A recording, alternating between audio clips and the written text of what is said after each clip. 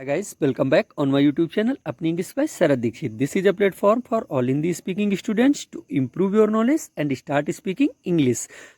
English बोलने की जो सबसे बेसिक नीड हमारे पास होती है वो होती है वर्ड मीनिंग जानना। विदाउट वर्ड्स के मीनिंग जाने, हम हिंदी स्पीकिंग लोग होते हैं तो हमको जो चीज़ हम हिंदी में बोलते हैं वो इंग्लिश में अगर क्या बोलेंगे ये पता ही नहीं है तो हम इंग्लिश कैसे बोल पाएंगे। इंग्लिश के रूल्स रेगुलेशन ग्रामर तो बात की बात हो गई, पहले मुझे ये तो पता होना चाहिए ना जो मैं हिंदी में बोल रहा हूँ उसका इंग्लिश क्या है। तो आज की इस वीडियो में हम वो सब जानेंगे कि हिंदी में जो ऐसे बोलते हैं तो इंग्लिश में उनको क्या बोलते हैं।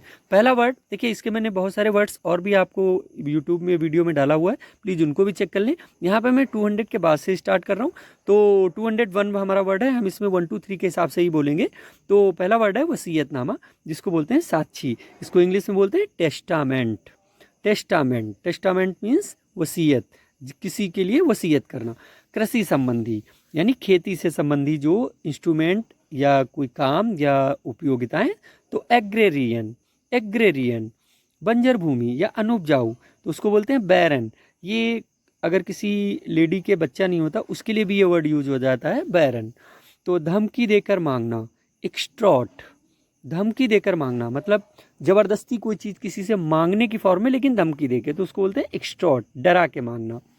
मांग भी रहा है लेकिन डरा रहा है और नहीं देंगे तो बदला लेने की बात कर रहा है तो उसको बोलते हैं एक्सट्रॉट। कालीन, कालीन मीन्स होता है रग। कालीन जैसे कारपेट मैट्स, ऐसे सिंपल वर्ड आप यूज़ करते हैं तो जो कालीन होता है बेसिकली उसके लिए एक वर्ड यूज़ होता है जिसको बोलते हैं रग। अब नेक्स्ट वर्ड बहुत ही इंटरेस्टिंग है, दीवानापन। किसी के लिए दीवाने हो जाना, दीवानापन। मोह, इन्फेचुएशन। इन्फेचुएशन ये वर्ड आप बहुत अच्छे से यूज़ करें, बहुत ही अच्छा वर्ड है, दीवानापन, इन्फेचुएशन। तो नेक्स्ट वर्ड हम देखते हैं, इसके लिए हम अट्रैक्शन या अफेक्शन का भी यूज़ कर लेते हैं। कठपुतली, कठपुतली यानी पपेट। जैसे मनमोहन सिंह जी एक पपेट गवर्नमेंट थे, कठपुतली मतलब कांग्रेस की सोनिया जी उनको चला रही थी, तो ऐसे बोलते हैं पपेट। या मीन्स जिसका कंट्रोल किसी दूसरे के हाथ में हो तो उसको हम बोलते हैं इंग्लिश में पपेट। अब देखते हैं सख्त, कठोर या कड़ा। अगर किसी का व्यवहार, बिहेवियर या उसका नेचर बहुत ही सख्त, कठोर या कड़ा है, लकड़ी की या लोहे की बात नहीं कर रहा, कठोर की मतलब उसका बिहेवियर बहुत ही कठोर या कड़ा है या सख्त है तो उसको बोलते हैं रिगिड, इंग्लिश में रिगिड। कोई भी चीज़ अगर बिहेवियर से वापस पा लेना, अगर कोई चीज़ मान लिया हमारा हौसला, हमारी खोज, हमारी हिम्मत टूट चुकी थी, अब हमने उसको वापस पा ली तो बोलेंगे रिट्रीव। प्रतिभाशाली, वर्सटाइल। ये सेंटेंस क्रिकेटर्स, एक्टर्स या किसी पर्सनालिटी के लिए बहुत अच्छा यूज होता है, बहुत ही प्रतिभाशाली है तो उसको बोलते हैं वर्सटाइल एक्टर। ये आपने कपिल शर्मा के शो में भी बहुत बार ये वर्ड यूज़ किया हुआ सुना होगा। दिखावटी या नकली, जैसे हम मॉल में जाते हैं तो देखा होगा बहुत सारी डमी वहाँ खड़ी रहती हैं कपड़े पहने हुए, जैसे वो दिखाती हैं कि तुम पहनोगे तो कैसे लगोगे, तो उसको बोलते हैं डमी। दिखावटी या नकली। अनिवार्य या जरूरी, इसको बोलते हैं इन्वर्टेबल। जैसे death is inevitable to all, मृत्यु सभी के लिए अनिवार्य है तो इन्वर्टेबल, जो निश्चित हो जिसको हटाया नहीं जा सके तो इन्वर्टेबल। तहस नहस या विनाशकारी, अगर मतलब कोई चीज़ तहस नहस हो जाए मतलब ध्वस्त हो जाए तो उसको बोलेंगे डिवेस्टेट, मीन्स डेवस्टेट। डेवस्टेट जैसे अर्थक्विक के लिए, वेल्केनो के लिए या लैंडस्लाइड के लिए या बड़े से साइक्लोन के लिए तो उसको बोलते हैं बहुत ही डेवस्टेटिंग और साइक्लोन आया तो सब कुछ तहस नहस उसने कर दिया। समझाना, स्पष्ट करना। इलिस्ट्रेट मतलब समझना नहीं, समझने के लिए अंडरस्टैंड होता है, हम जब किसी को समझाते हैं तो इलिस्ट्रेट करते हैं। अब देखते हैं योगदान करना यानी कॉन्ट्रीब्यूट। अगर हम किसी पार्टी में, किसी रिलीजियस प्रोग्राम में, किसी सोसाइटी के किसी काम में अगर हम कुछ योगदान देते हैं तो बोलते हैं कॉन्ट्रीब्यूट करना। विनाशकारी या हानिकारक, डिस्ट्रक्टिव। अगर जिसे डिवस्टेट जो चीज़ थी तहस नहस करने वाली, अगर उससे कुछ हमको नुकसान होता है तो उसको बोलते हैं डिस्ट्रक्टिव यानी विनाशकारी या हानिकारक। अब देखते हैं अतिरिक्त या अनावश्यक, स्पेयर। जैसे ये चीज़ स्पेयर में मेरे यहाँ पड़ी हुई है, अतिरिक्त है जो मेरे काम की नहीं है। प्रसन्न करने वाला है, सुखदायक, इसको बोलते हैं सूथिंग, मीन्स जो चीज़ हमको खुश रखे तो उसको बोलते हैं सूथिंग। भारी भरकम, बल्कि, जैसे फैटी टाइप के लोग होते हैं बहुत मोटे ताजे तो उसको बोलते हैं बल्कि यानी भारी भरकम। भारी भरकम। अड़ियल या जिद्दी, नेचर से अगर कोई पर्सन अड़ियल या जिद्दी है तो उसको बोलते हैं स्टबर्न। स्टबर्न का मतलब होता है अड़ियल या जिद्दी। दृढ़ता या गंभीरता तो क्या होता है परसिवेरेंस, परसिवेरेंस। अब देखते हैं नेक्स्ट, बोझ उठाने वाला। तो बोझ उठाने वाला या लिफ्ट मतलब जो चीज़ लेके जाती, एलिवेटर। एलिवेटर मतलब होता है किसी चीज़ का बोझ उठा के ऊंचाई से कहीं पे ले जाना तो बोलते हैं एलिवेटर। एलिवेटर्स जो होते हैं, सीढ़ियाँ भी होती हैं जो किसी चीज़ को उठा के एक जगह से दूसरी जगह पे ले जाती हैं। बढ़ा चढ़ा के कहना, किसी बात को बढ़ा चढ़ा के कहना, तो एक्सग्रेट, एक्सग्रेट यानी एक्साग्रेट, एक्सेस जो एक्स्ट्रा बोलते हैं उससे रिलेटेड है। महंगाई, इन्फ्लेशन, जैसे महंगाई बहुत बढ़ गई है तो इन्फ्लेशन रेट बोलते हैं, बहुत अच्छा वर्ड है, इसको याद रखना। महंगाई का मतलब इन्फ्लेशन है। नीचा दिखाना, डिमीन, किसी को नीचा दिखाना, किसी को काम के उसको बेइज्जती कर देना, डिमीन। उदासीनता या बेपरवाही, एपैथी, मतलब हम किसी फैमिली के अपनी रिस्पॉन्सिबिलिटीज़ के प्रति बेपरवाह हैं तो एपैथी हो गई। मनोरंजन करना है, मन बहलाना, खुद को एंटरटेन करना तो अम्यूज़, यानी अगर हम खुद को मनोरंजन कर रहे हैं तो अम्यूज़ होगा।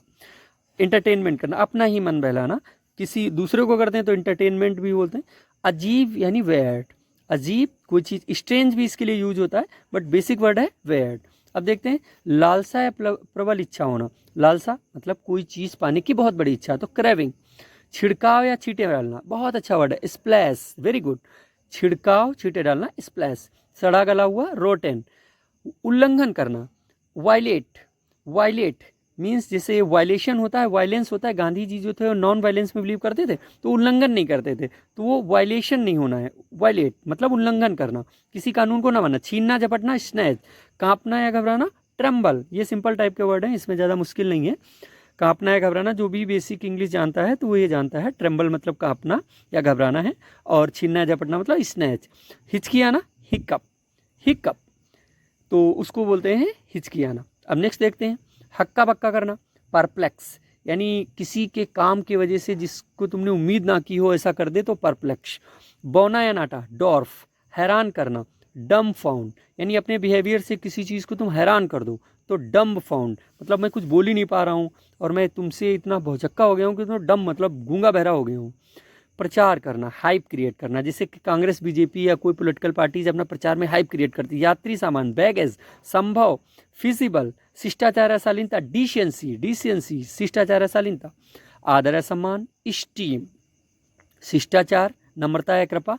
कर्टसी, कर्टसी मैनर्स होते हैं। शिष्टाचार यानी हम किसी से बिहेव अच्छे करें तो उसको बोलते हैं कर्टसी मैनर्स।